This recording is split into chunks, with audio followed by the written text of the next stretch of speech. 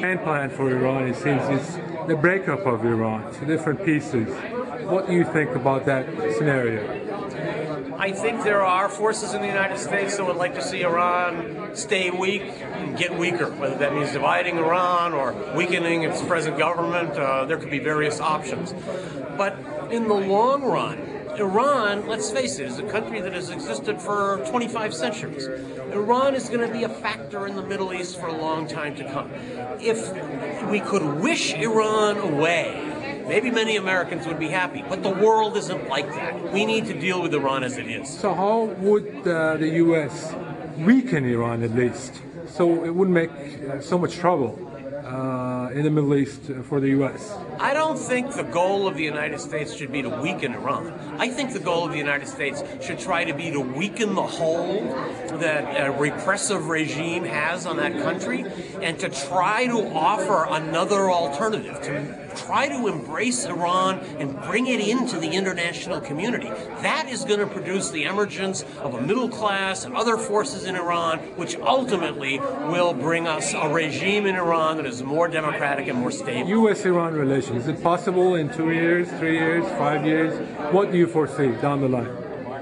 What we need for a breakthrough with Iran is, first of all, a conceptual change in the United States. We have to understand that constant hostility is not good for either side, and that actually the United States and Iran have a lot of strategic interests in common. Now, this can't be a one-sided process. I don't say that a diplomatic process with Iran is ultimately going to produce a good result or that it's going to produce any result, but I think we have to try. It is not moral to wage a war against a country unless you have truly exhausted every other alternative. What if Iran already has acquired a few nuclear weapons from the former Soviet republics? What do you think would change the situation in the Middle East? Israeli monopoly. It's such a hypothetical situation. We've been told exactly the opposite, that Iran has no nuclear weapons and is not producing any. In the long run, the United States is going to have to live with a world in which many countries have nuclear weapons. That is the future of the world.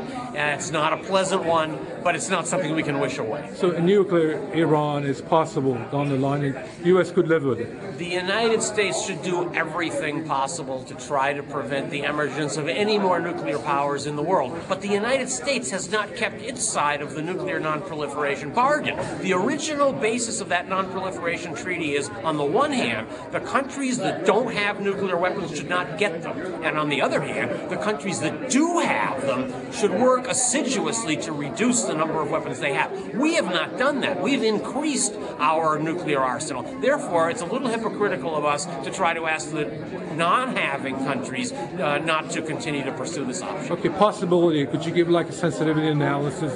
Is it most likely U.S. will attack Iran in the last year of Bush administration? The only way to answer that question is to be inside the mind of George Bush, and that is a void I cannot read. Okay, thank you so much. Thank you.